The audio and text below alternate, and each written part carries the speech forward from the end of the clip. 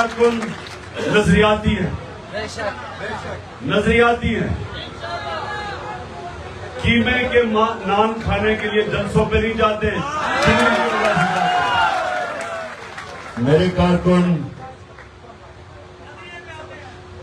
कारकुन दलेर हैं, ईमानदार हैं, अपने खौफ के बुत को तोड़ चुके हैं। और मेरे कारकुनों में मुझे जो सबसे ज्यादा चीज पसंद है, इनमें जुनून है। मैं जब क्रिकेट खेलता था, एक खिलाड़ी में अल्लाह ने टैलेंट दिया होता था और दूसरे में जुनून होता था। जो जुनून था वो थोड़ी देर के बाद टैलेंट को हरा देता था। जुनून का कोई तोड़ नहीं है, इसलिए कोई मेरे कारकुनों को शिकस्त नहीं दे सकता। लेकिन नजम शराज ने अभी जो नाते पढ़ी, मेरे कारकुनों को अभी तक नाते पढ़नी नहीं आई, तो थोड़ी इंप्रूव करें अपनी नात पढ़ने के लिए, क्योंकि अभी आपने नजम शराज की नात को पूरी तरह कत्ल करने की कोशिश की है।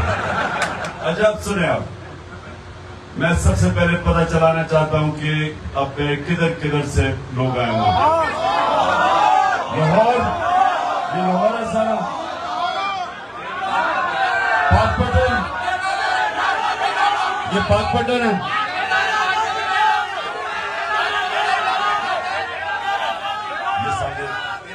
अच्छा, एक मिनट, पाकपटन तो आप तो बाबा फरीद गंज शकर की जमीन से हो, तो आप तो खास अल्लाह का करम है आप पे। डेरा गाजी खान, अच्छा डेरा, हाँ वो मैं पुराने अपने कारकुन को देख रहा हूँ डेरा गाजी खान से। आगे सारा डेरा गाजी खान, ये सबाब मियां वाली के बाद जो मैं पहला इलेक्शन लड़ा था, स्वाद के लोगों ने मुझे सबसे ज्यादा वोट दी।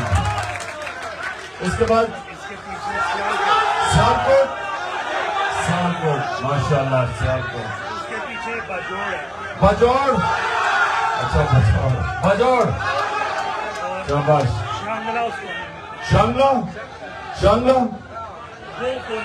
शांगला, अच्छा वो कोने पे, हाँ मैं देख रहा हूँ अपने।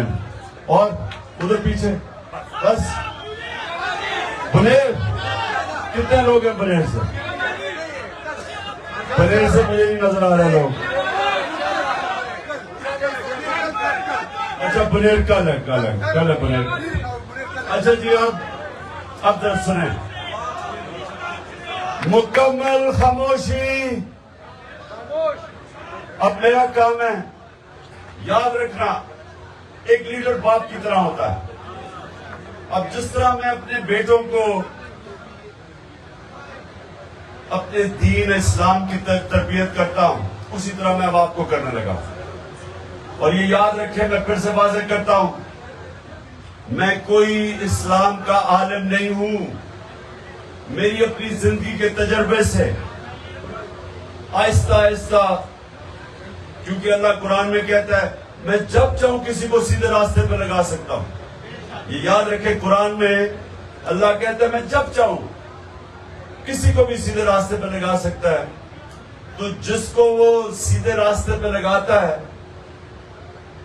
उसको कोशिश करनी चाहिए कि बाकी इंसानों को भी उस रास्ते पे लेके आए। आप जब नमाज पढ़ते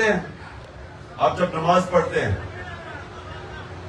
खामोशी, ये सुने जरा गौर से। आप अल्लाह से पहले आप अल्लाह की तारीफ बयान करते हैं कि सब तारीफें अल्लाह तेरे लिए। फिर आप उसकी तारीफ करते हैं कि वो रहमान और रहीम है, माफ करने वाला अल्लाह है। फिर आप उसकी सबसे बड़ी तारीफ मालिक यौम दीन, इंसाफ करने वाला खुदा है। जो अल्लाह फैसले करता है इंसानों के ऊपर, वो दिलों के भी राज जानता है, अमाल भी जानता है। तो वो सबसे बड़ा जज है, इंसाफ करने वाला। लेकिन मांगते आप अल्लाह से सिर्फ एक चीज है वो क्या है? या अल्लाह मुझे उनके रास्ते पे लगा। ये समझने वाली बात है, रास्ता मांग रहे हैं।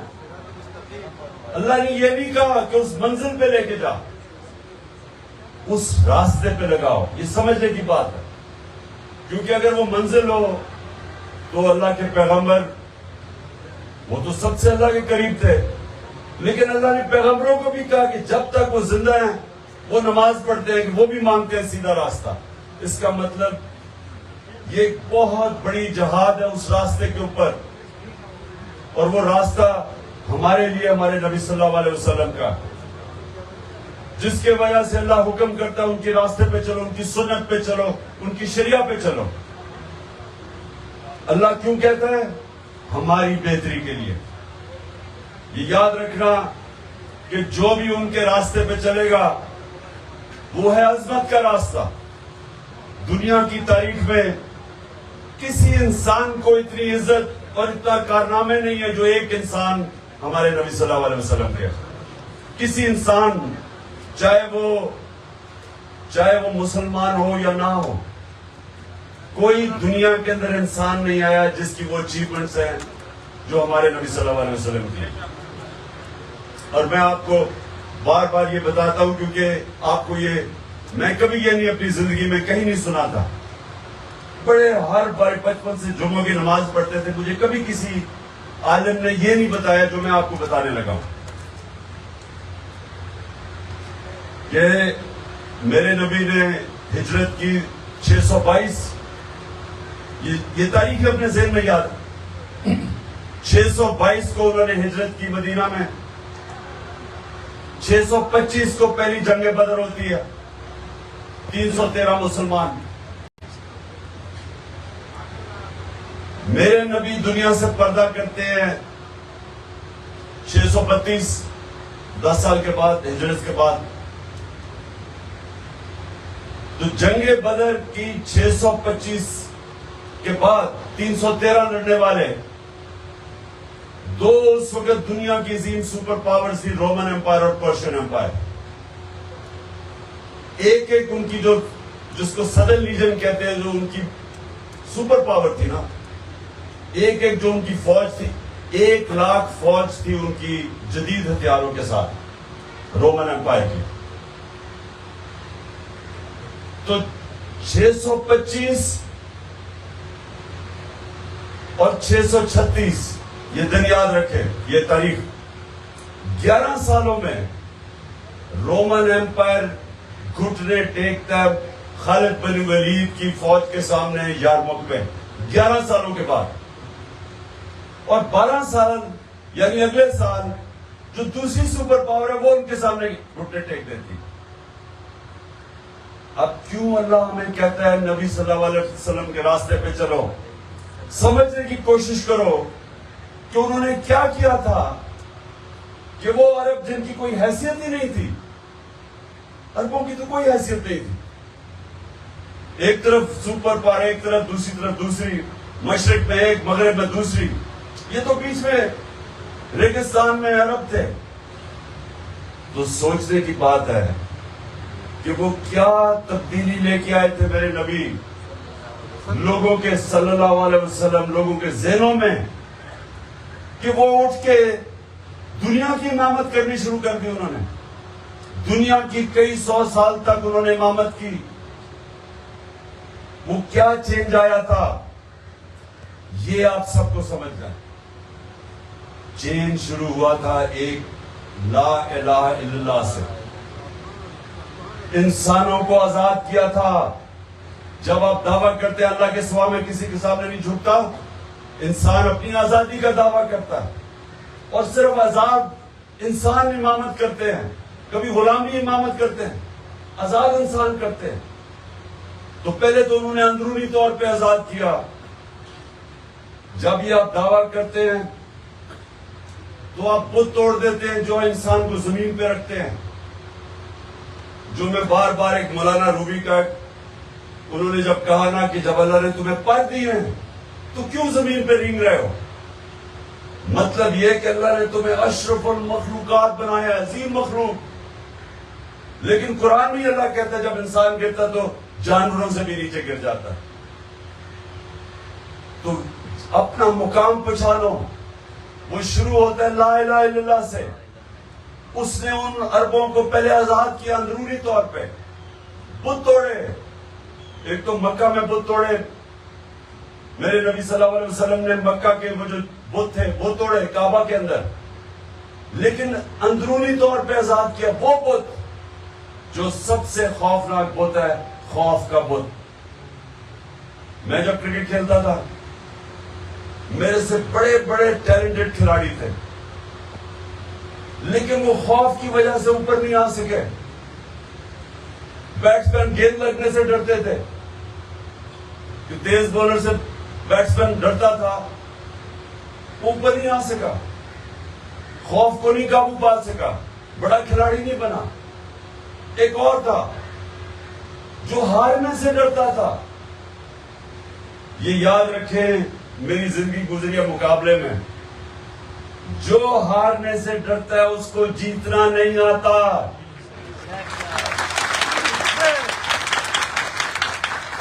कोई फौजी सुने, कोई फौजी वो तब तक बड़े कारनामे नहीं अंजाम देता जब तक अपने मौत के खौफ के ऊपर काबू नहीं पाता। तो कैसे लड़ेगा अगर उसे मरने का डर लगा रहे?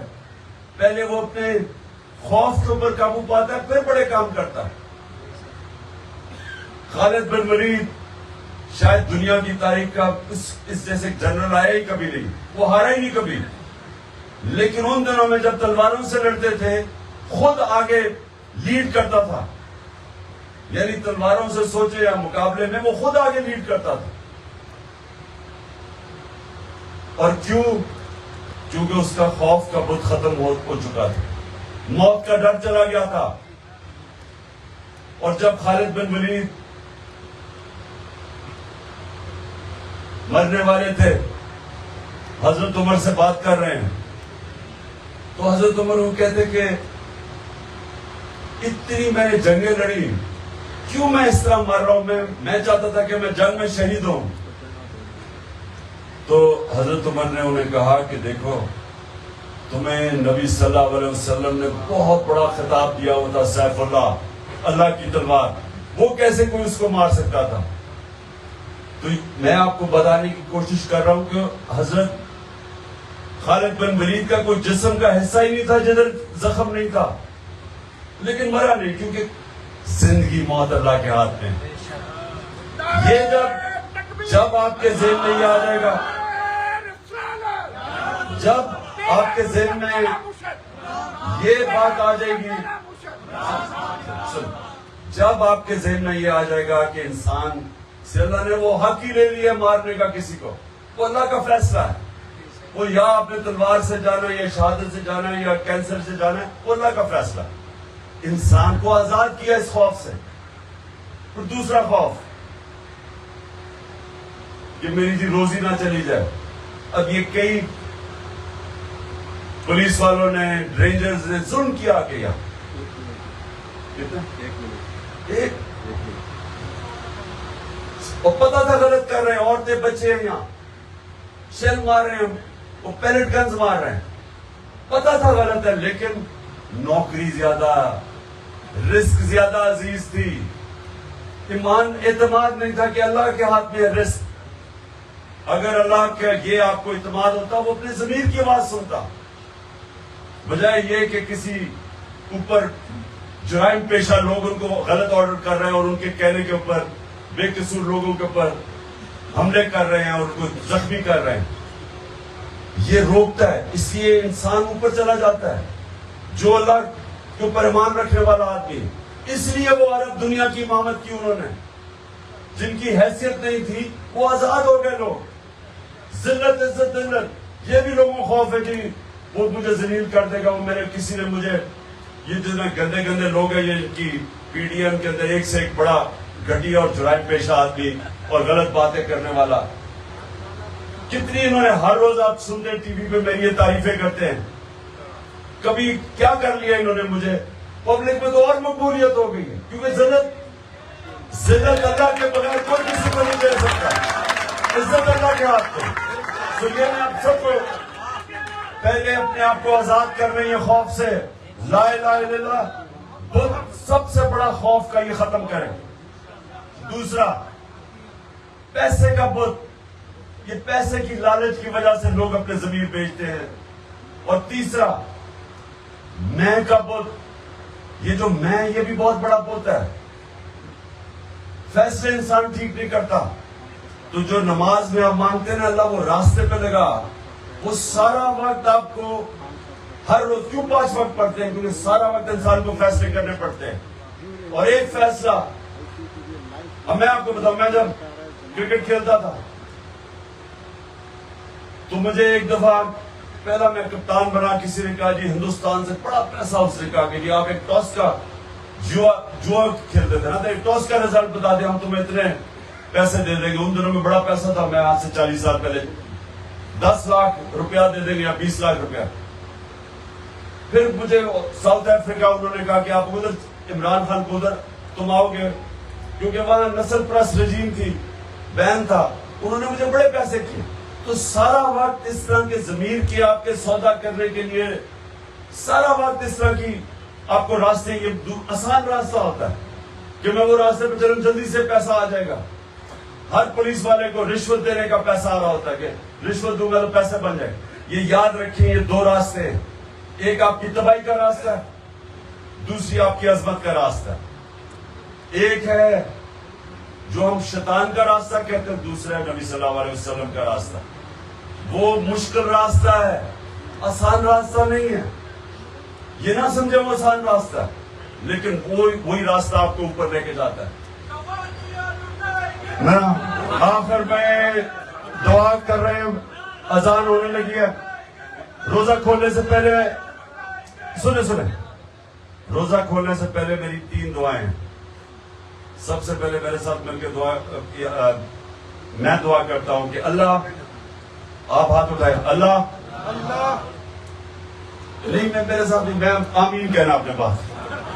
अल्लाह पाकिस्तान को वो रियासत बना जो मदीना के रियासत के असूलों के ऊपर खड़ी हो। वो रियासत बना जिधर अदल और इंसाफ हो। वो रियासत हो जिधर लोग हकीकी तौर पे आजाद हो। और वो रियासत हो जिधर कोई भी पाकिस्तानी, चाहे उसका जो मर्जी दीन मजहब जो भी हो, कोई भी पाकिस्तानी भूखा ना सोए। आमीन। बिस्मिल्लाहिर्रहमानिर्रहीम। अल्लाहु अकबर।